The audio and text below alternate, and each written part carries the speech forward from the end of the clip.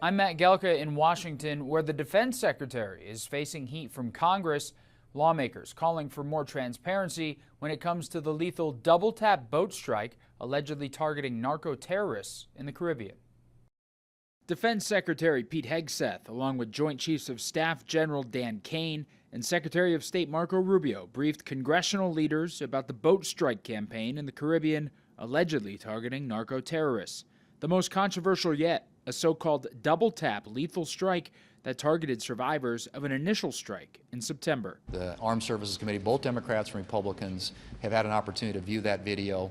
How they decide to proceed with it, I'll leave to their, to their discretion. It's about getting truth for the American people.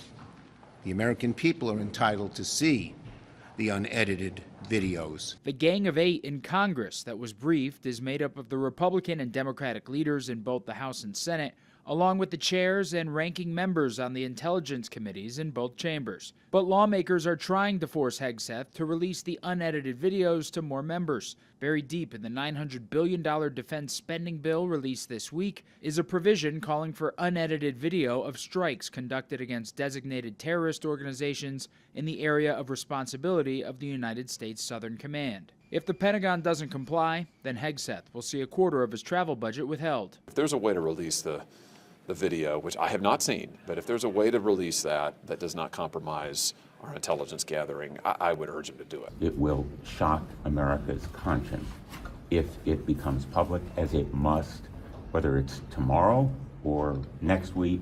At some point, this evidence has to be disclosed. The president had previously said he'd have no problem with the video release of the double-tap strike. Now he's deferring to Hegseth. He can if he wants. I don't care.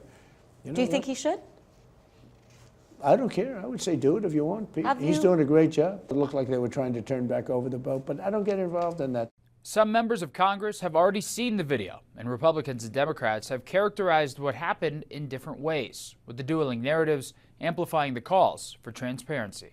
Reporting in Washington, I'm Matt Gelka.